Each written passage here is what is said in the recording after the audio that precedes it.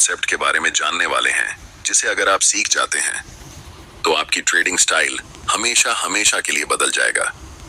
Technical analysis के जन्मदाता Charles डॉ ने ईयर 1900 में एक थ्योरी दिया था, डॉ थ्योरी, जिससे लोग एक्चुअली मार्केट को प्रिडिक्ट कर सकते थे कि आगे क्या होने वाला है।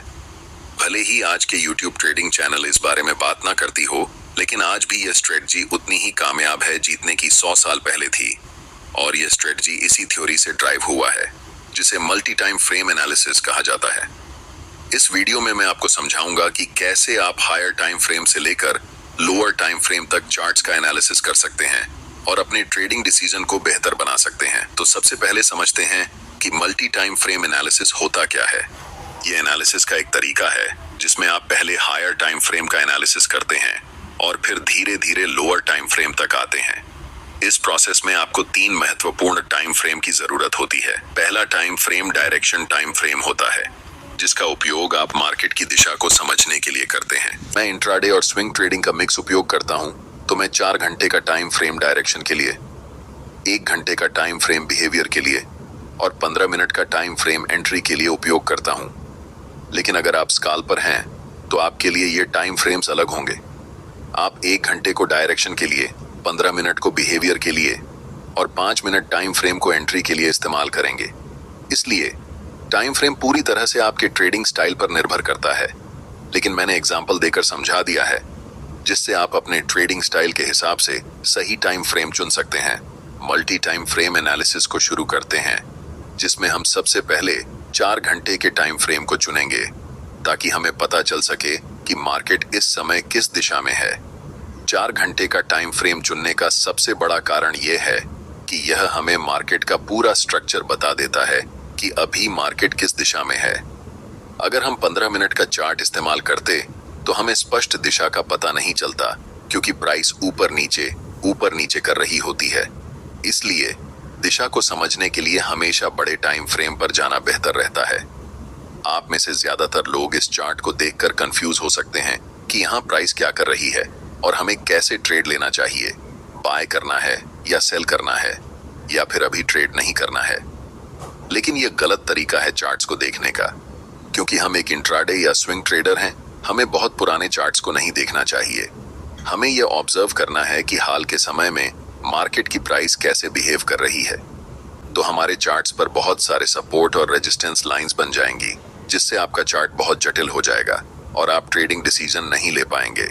सोचिए, अगर आपके चार्ट्स पर इतनी सारी लाइंस हों तो आप कैसे समझेंगे कि इस समय प्राइस क्या कर रही है। 4 घंटे के टाइम फ्रेम में हमारा चार्ट बिल्कुल स्ट्रॉन्ग अपर ट्रेंड में दिखाई दे रहा है और इस समय प्राइस कंसोलिडेशन कर रही है। इस कंसोलिडेशन जोन का सबसे पहले हम हाई मार्क करेंगे और फिर कंसोलिडेशन जोन का लो मार्क करेंगे। चार्ट्स पर इन दोनों लाइंस को बनाकर हम वेट करेंगे। सबसे पहले हम मार्केट को डिसाइड करने देंगे कि उसे किस दिशा में जाना है। इस समय मार्केट दोनों तरफ जा सकती है, या तो अपना ट्रेंड कंटिन्यू कर सकती है या फिर यहाँ से रिवर्स डाउन कर सकती है। अगर मैं इस समय लाइव ट्रेड में होता तो मैं पहले 4 घंटे के टाइम फ्रेम में कैंडलस्टिक को इन दोनों लाइंस के बाहर क्लोज होने का इंतजार करता। तभी हम डिसाइड करते कि हमें बाय करना है या सेल।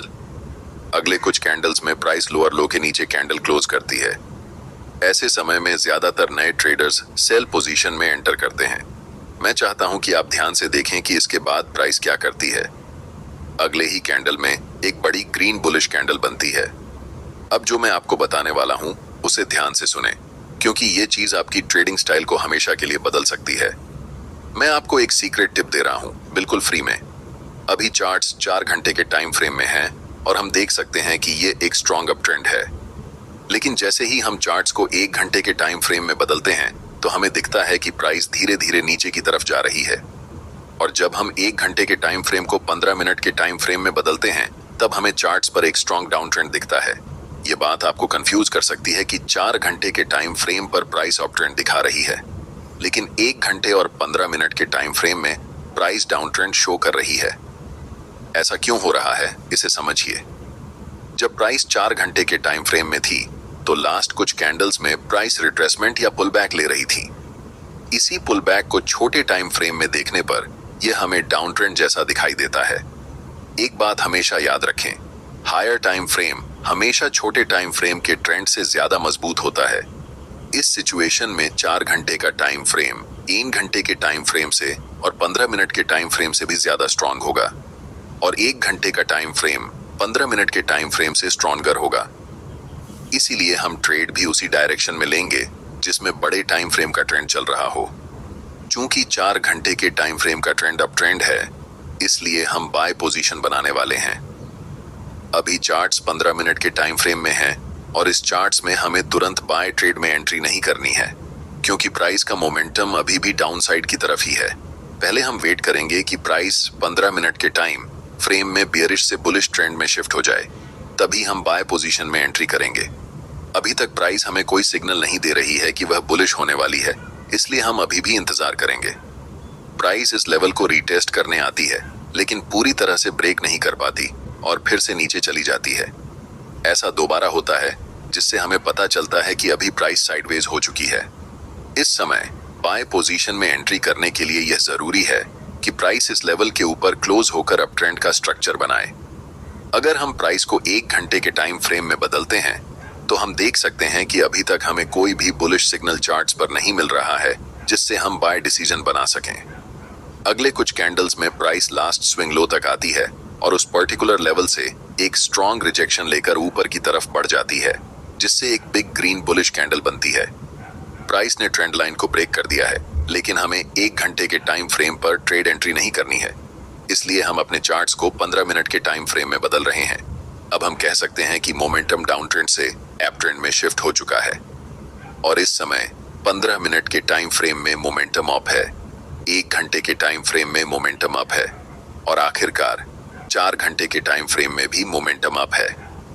जब इन तीनों टाइम फ्रेम में मोमेंटम एक ही दिशा में होता है, तब समझो कि आपका सेटअप बनकर तैयार हो चुका है और यह किसी जादू से कम नहीं है। हमेशा याद रखें, कभी भी जल्दबाजी में ट्रेड नहीं करना चाहिए। हमें तब तक इंतजार करना चाहिए जब तक तीनों टाइम फ्रेम में प्राइस एक ही दिशा में न हो जाए। अब यहाँ हम बाय पोजीशन में ट्रेड में एंट्री करते हैं, ठीक इस ज्वाइंट ग्रीन कैंडल की क्लोजिंग पर, जिसमें हमारा स्टॉप लॉस ट्रेंड लाइन के थोड़े नीचे होगा। इस ट्रेड में हमारा टारगेट लेवल 4 घंटे के टाइम फ्रेम का हाई होने वाला है, क्योंकि प्राइस ने इसी लेवल से डाउन ट्रेंड की ओर शिफ्ट होना शुरू किया था। इसे आप सप्लाई जोन या रेजिस्टेंस एरिया भी कह सकते हैं। अगर आप टारगेट सेट करने में कंफ्यूज हो रहे हैं, तो मैं आपको एक टिप देता हूं। ट्रेड में एंट्री करने से पहले आपको चार्ट्स के लेफ्ट साइड पर ध्यान देना चाहिए और देखना चाहिए कि स्विंग कौन कौन से लेवल पर है। जैसे कि लास्ट टाइम ये एक स्विंग हाई है और इससे पहले ये एक स्विंग हाई है, तो हम इस समय 2 टारगेट रख सकते हैं। ट्रेंड स्ट्रॉन्ग है, इसलिए स्विंग हाई को टारगेट रखना ज्यादा सही रहेगा। और देखो, प्राइस बिना समय बर्बाद किए ऊपर चला गया।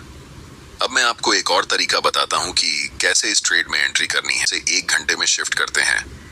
अब प्राइस अपने हाई के आसपास है और अगर आप यहां बाय पोजीशन में ट्रेड एंट्री करते हैं, तो आपका स्टॉप लॉस काफी नीचे होना पड़ेगा, जिससे आपका रिस्क रिवॉर्ड रेशियो खराब हो जाएगा।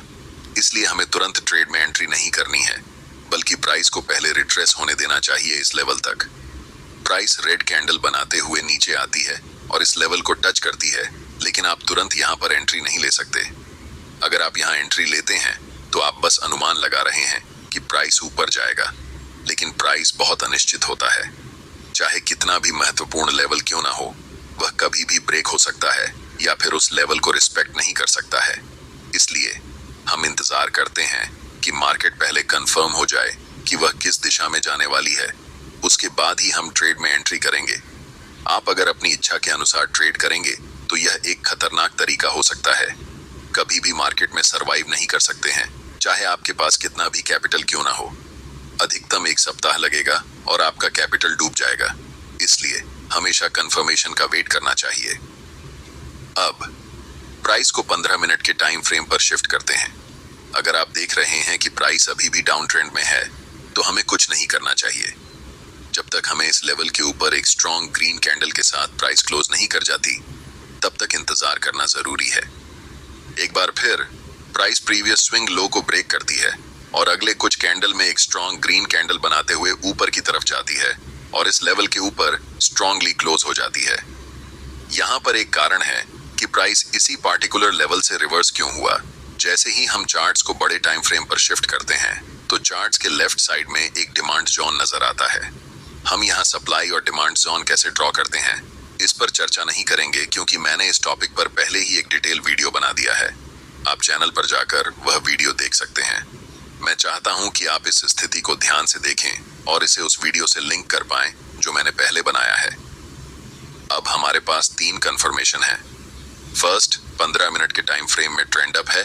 सेकंड, 1 घंटे के टाइम फ्रेम में ट्रेंड अप है। और थर्ड, 4 घंटे के टाइम फ्रेम में भी प्राइस अप है। हम जानते हैं कि यह सेटअप हमारे लिए एक जादू की तरह काम करता है।